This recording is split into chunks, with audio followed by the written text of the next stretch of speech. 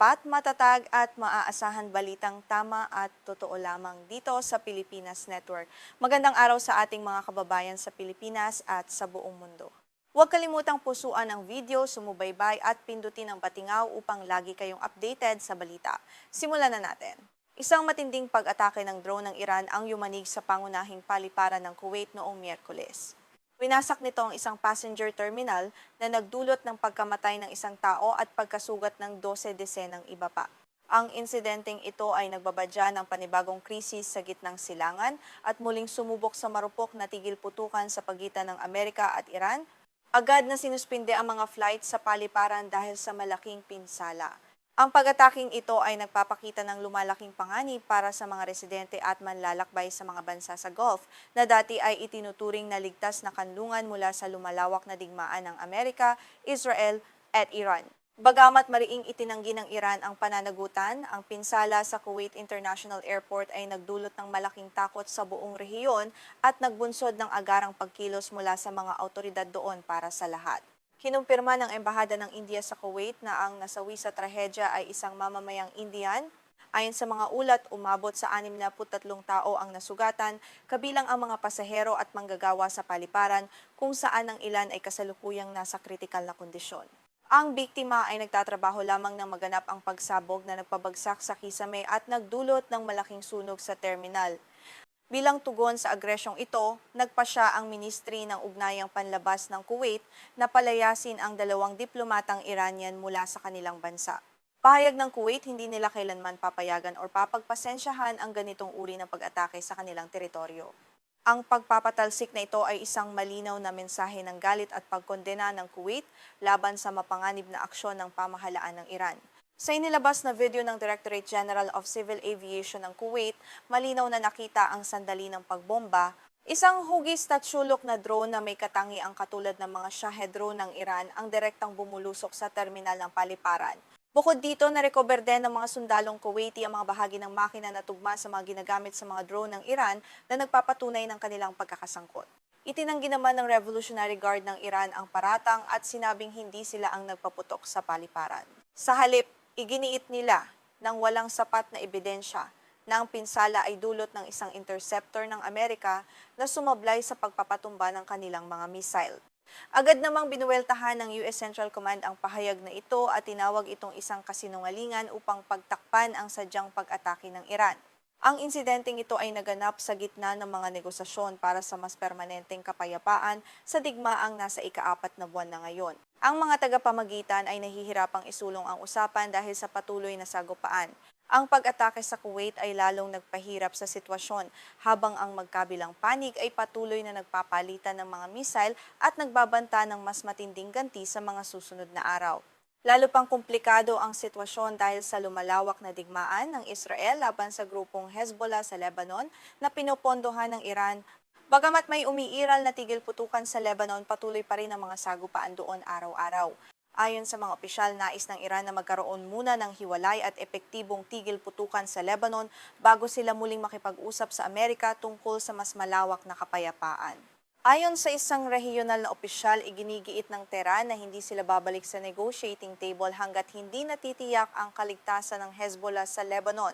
Ang kondisyong ito ay nagpapakita kung paanong ang iba't ibang labanan sa gitnang silangan ay magkakaugnay na ngayon na nagpapahirap sa mga diplomatang Amerikano at Arabo na makahanap ng isang komprehensibong solusyon para sa kapayapaan ng rehiyon.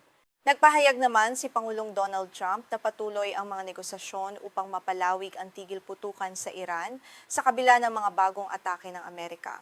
Nang tanungin kung umiiral pa ba ang ceasefire, sinabi ni Trump na sa bahaging iyon ng mundo, ang ceasefire ay nangangahulugan lamang ng pagbaril sa mas katamtamang paraan. Ipinapakita nito ang pesimistikong pananaw ng Washington sa kasalukuyang kasunduan. Bilang ganti, inilunsad ng militar ng Amerika ang mga pagsalakay sa mga pasilidad ng militar ng Iran sa Qeshm Island na matatagpuan sa madiskarteng Strait of Hormuz. Ayon sa US Central Command, matagumpay nilang tinamaan ang isang ground control station ng Iran na ginagamit sa paggabay ng mga drone. Ang operasyong ito ay naglalayong bawasan ang kakayahan ng Iran na maglunsad ng mga susunod pang pag-atake. Kinumpirma naman ng Ministry ng Ugnayang Panlabas ng Iran na tinamaan ng Amerika ang isang telecommunications tower sa Qeshm Island. Kinondena ng Tehran ang ataking ito at tinawag itong isang agresyon na hayagang lumabag sa kasunduan sa tigil putukan. Nagbanta ang Foreign Minister ng Iran na si Abbas Araghchi na ang anumang masamang aksyon laban sa kanila ay haharapin ng mabilis, mapagpasya na tugon mula sa kanila. Hindi lamang Kuwait ang naging target ng tensyon. Hinarang din ng puwersa ng Amerika at Bahrain ang mga missile at drone na pinaputok ng Iran patungo sa kaharian ng Bahrain. Ang Bahrain ay ang base ng Fifth Fleet ng US Navy na siyang sentro ng puwersang pandagat ng Amerika sa gitnang silangan. Kinumpirma ng Ministry ng Depensa ng Bahrain na matagumpay nilang nawasak ang 3 missile at ilang drone ng Iran. Inamin ng Revolutionary Guard ng Iran na sadyang tinarget ng kanilang mga missile ang himpilan ng Fifth Fleet ng Amerika at iba pang pasilidad ng militar sa rehiyon. Ayon sa kanila, ito ay bilang paghihiganti sa mga naunang pag-atake ng Amerika sa kanilang mga teritoryo. Ang pag-aming ito ay lalong nagpataas ng pangamba sa isang direktang digmaan sa pagitan ng dalawang makapangyarihang bansa sa buong daigdig. Sa kabilang banda, lumitaw ang lamat sa relasyon ng Israel at Amerika dahil sa opensiba sa Lebanon. Kinumpirma ni Trump sa isang panayam na tinawag niyang baliw si Prime Minister Benjamin Netanyahu sa isang tawag sa telepono kamakailan. Ayon kay Trump, naiinis siya dahil ang patuloy na pakikipaglaban ng Israel sa Hezbollah ay nagiging hadlang sa pag-usad ng mga negosasyong pangkapayapaan sa Iran. Sumagot naman si Netanyahu sa isang panayam at sinabing bagamat may mga taktikal silang pagkakaiba ni Trump, pareho pa rin sila ng pangunahing layunin para sa rehiyon. Iginiit ng punong ministro ng Israel na palagi nilang nare-resolba ang kanilang mga hindi pagkakaunawaan. Gayunpaman, nahaharap si Netanyahu sa matinding pressure sa loob ng bansa na tuluyang durugin ang Hezbollah bago ang halalan sa darating na taglagas. Ang patuloy na hidwaan ay may malaking epekto rin sa pandaigdigang ekonomiya at kalakalan. Hawak pa rin ng Iran ang kontrol sa Strait of Hormuz, na isang kritikal na daanan ng langis at natural gas sa buong mundo. Dahil sa patuloy na blockade ng Amerika sa mga daungan ng Iran, nananatiling mataas ang presyo ng petrolyo sa buong mundo, na nagdudulot ng inflasyon at hirap sa maraming bansa, kabilang na ang Pilipinas. Sa Washington, nagpulong ng 3 oras sa White House sina House Speaker Mike Johnson, Pangulong Trump, Vice Presidente J.D. Vance at Secretary of State Marco Rubio. Pinag-usapan nila ang mga hakbang upang mapanatili ang daloy ng kalakalan sa kabila ng krisis. Samantala, hinarap ni Rubio ang matinding pagtatanong sa Kongreso ukol sa epekto ng digmaan sa ekonomiya at seguridad ng bansa sa kasalukuyan. Sa kasalukuyan, bahagyang binuksan muli ang Kuwait International Airport para sa ilang flight ng Kuwait Airways gamit ang ibang terminal. Gayunpaman, nananatiling suspendido ang iba pang internasyonal na flight habang patuloy ang pagsusuri sa pinsala at paghihigpit sa seguridad. Ang mabilis na pagbubukas ay naglalayong maipakita na hindi magpapatinag ang bansa sa kabila ng takot na dulot ng pagsabog na ito.